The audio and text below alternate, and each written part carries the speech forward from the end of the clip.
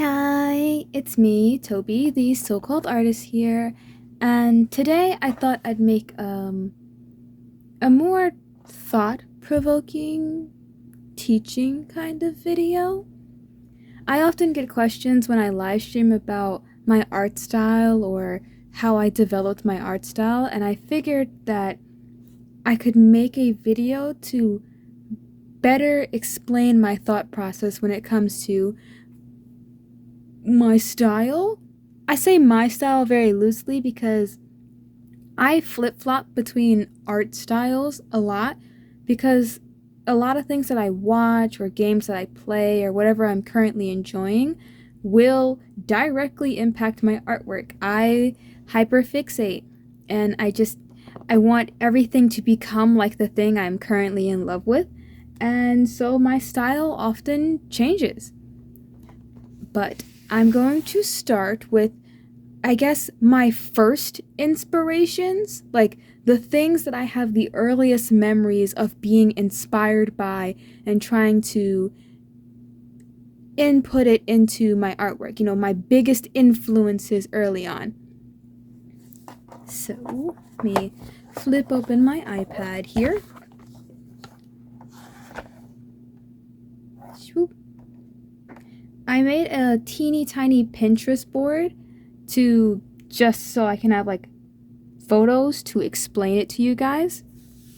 So let me roll up my sleeves. So some of my earliest inspirations when it comes to art style have been like animes. Animes like Princess Tutu, especially Princess Tutu. I had a lot of days where I would draw like only ballerinas when I was younger, or Sonic characters. I was a very two sides of a coin kind of person. You either got really cute anime girls or Sonic characters. So Princess Tutu was on like the prettier side of things. And one thing about the style I know that I heavily referenced growing up was their eyes. I just liked how chunky her eyes would become and like the eyelashes whenever she'd close them. Something about that just spoke to me. Another thing, like bouncing off of eyes, there's another anime. This anime is called Mink the Half Dragon. Forewarning, this is a more adult leaning anime. It's not sexual in nature, but there is a lot of boobage and flashing and full frontal nudity for various characters. So if you want to read this or watch I think they animated like 1 or 2 episodes. Viewer discretion is advised. It is not marketed towards children. This is an adult-leaning anime. But especially with like the eyes of Mink, those little like shadings and like hatching in their eyes really made them sparkle. And I just liked the general like hair shape, and the eye to face ratio was very cute to me growing up. Now that I mentioned hair, we're gonna go over to Gem and the Holograms. This is Shauna. She's one of like the main cast members for like Gem and the Holograms. Here's another like really good picture of her. And when I would watch this show growing up, I was so happy seeing her, cause like this is really good like simplified textured hair. And as a black artist growing up, finding characters that looked obviously black and had those black features really helped with me understanding how to stylize my work. And let me just say, she was serving in every look that she had.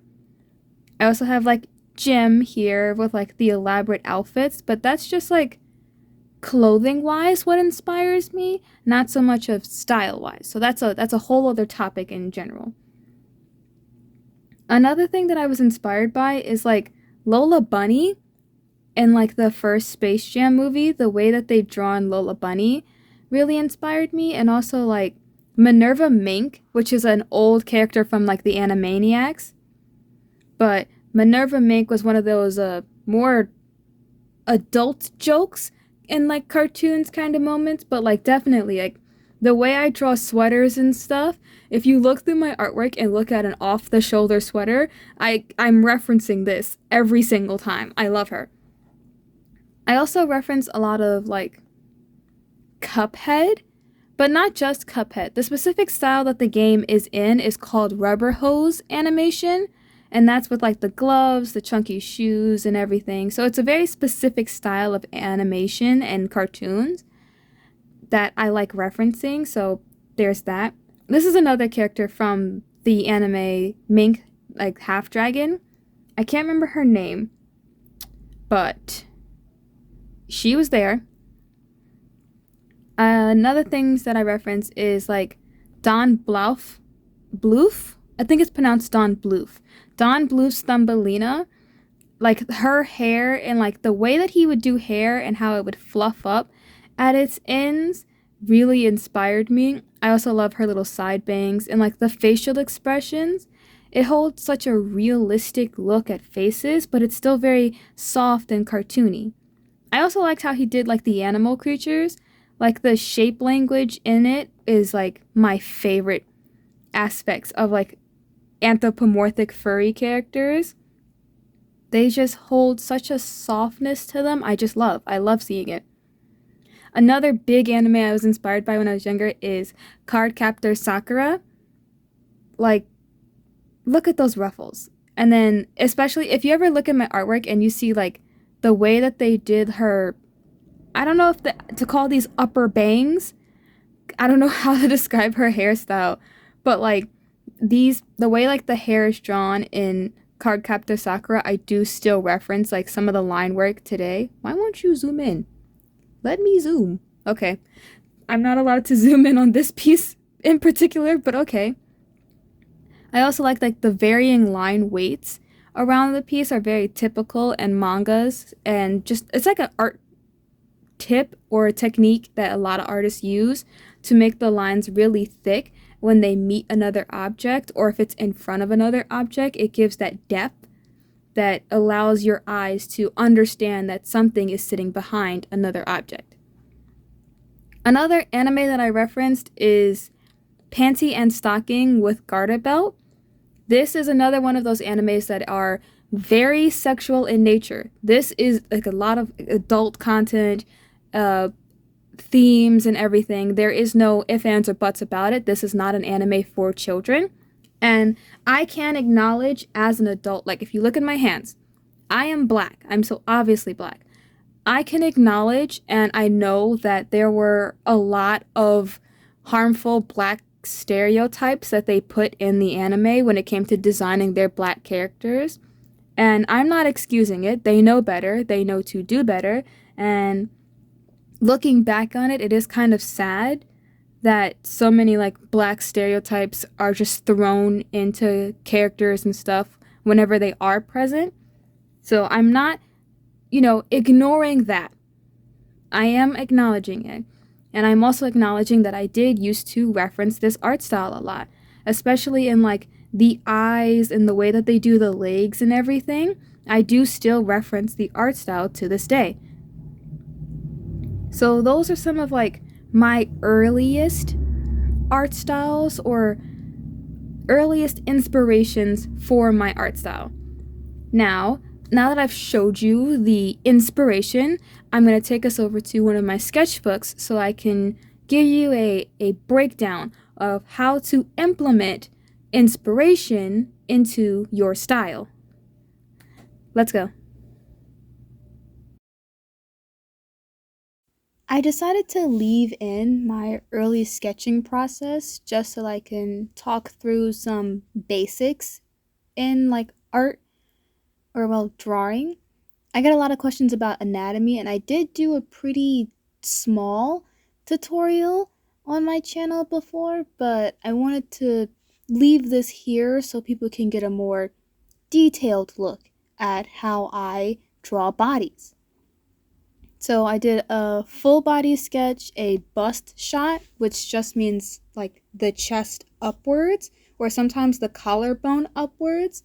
And then I did a little chibi in the corner because the styles that I referenced are both very semi-realistic in proportions, but also can be very, very small and cutesy. I use a I can't remember what the name of the pencil I did my first sketches in, but I did use my Tomo monograph lead pencil for my second sketches. I work a lot in different layers of my, art process. So this sketch that you're seeing here is my darker second layer. So the first layer I call my skeleton. It's just the bare bones of how I draw bodies. And the second layer, I put some meat on those bones and I start building out the figure that I want to illustrate. This is where I can do the most with like changes in positioning certain body parts or making sure that the limbs are the right length for, the realistic proportions that I like having in a lot of my artwork. I do draw things with unrealistic proportions, but for this demonstration, I wanted to focus on more human proportions. I did move over to doing the face. Now, the nose is very indicative to if you ever made a Mii character in like the Nintendo system or on the Wii, then you would understand why the nose is shaped like that. And you're gonna see me like pulling up a reference, well, the reference board that I made on Pinterest a lot as I try and bounce back and forth and make sure that I'm pulling my inspirations into the thing that I'm drawing. So the first sketch of their hair was how it looks in game, and now I'm just fluffing it up quite literally. I'll make sure to put like an overlay so you guys can see. I kind of made like a mood board or like a reference board on my iPad of previous times that I've drawn this character. So I'll put that up so you guys can see what I'm referencing occasionally. But they're my Tomodachi lookalike that I made for the Tomodachi Nintendo game. And I also used the same design for the Miitopia game that was booted from the DS to the Switch. They're like my favorite games to play when I'm relaxing, so that's the character who I'm drawing here.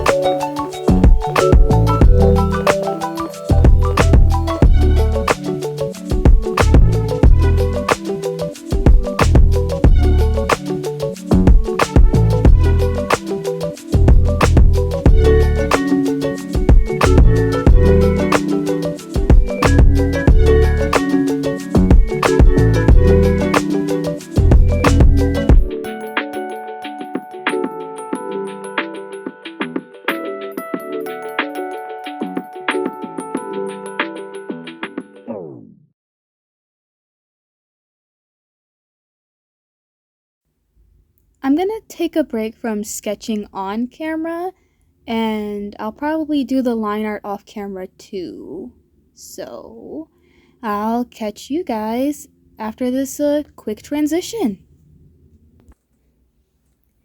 Hi, we're back. As you can tell from maybe the lighting or my sleeves, it has been some passage of time between recordings. It's finals season for me. I'm currently in college, so a lot of my schedule is packed with, studying, finishing my final projects and whatnot, but I still want to work and get content out there because making art content makes me happy. So, we're back.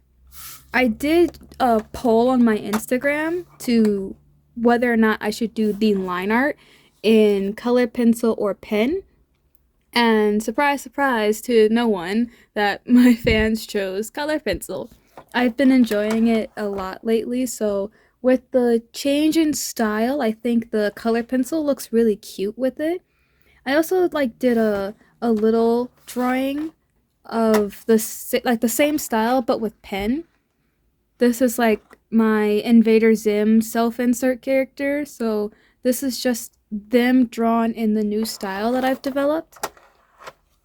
So now I'm going to color everything in and just go over some little tips here and there when it comes to finalizing your art style.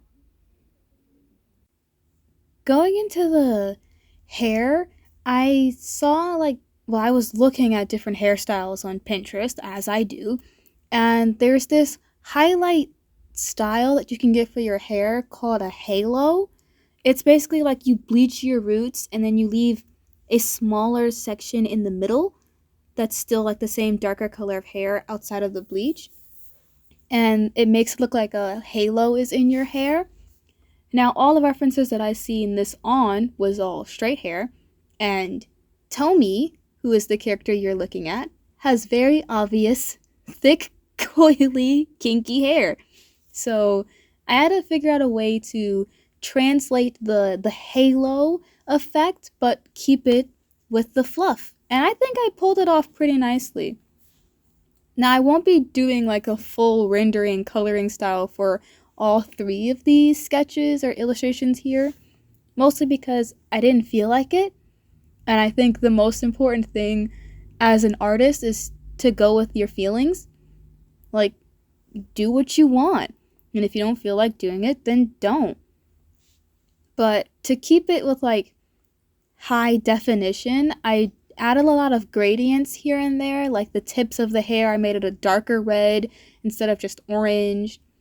And I used purple to be like an under highlight shadow. And for the face, or well, the skin, I know I did a tutorial on how to color skin, but that applies to how I color lighter skin tones.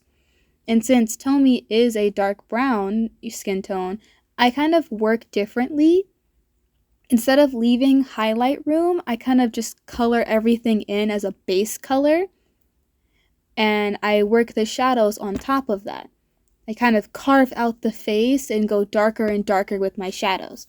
I do put my blush down first, but that's mostly because sometimes I have a hard time mixing my blush into the skin. But that's because I like mixing different marker types, so that's on me. It is what it is. But for the highlights on the skin, I actually use a color pencil. I used a pinks and peach color pencils to do the highlights. I just thought it looked cute, and that's pretty much it. For the chibi, I did give them the same little halo highlight, but I didn't go all in with my shadows and all the other little gradient details that I did for the bust shot. I kind of just wanted to put down some flat colors and let it be a little cute. I did do the gradient on the tips of the hairs still. I think it adds to breaking up the face, or well, the face area. A lot of it's like tonal wise. You got to make sure that you can see things even at a distance. So with everything being one color, it can kind of blur the detailing in her hair.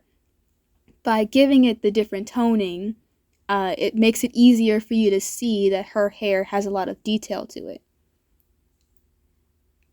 But I want to say, when it comes to the chibi style, the only thing I can say I truly held on to with referencing my inspiration board is like I like leaving the legs really chunky and big eyes. So like chunky legs and big eyes was the main thing that I think translated well between all the different styles I referenced. Going into the full body piece, I did leave it as just flat colors. I'm gonna try and use this as just like a reference image for when I color things in the future. It's easy for me to color characters multiple times if I make a reference sheet or like a reference chart for them.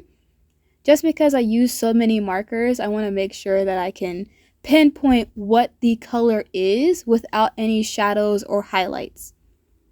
So that's pretty much all the detailing that I put into them.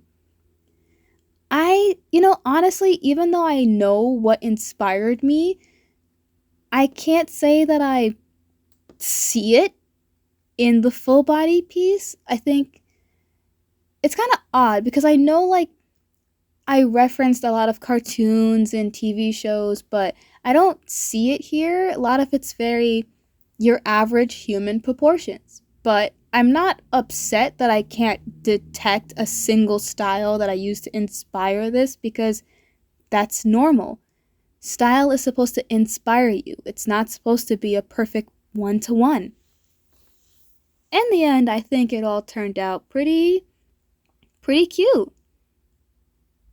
Now, let's get on to the finishing touches. Ta-da!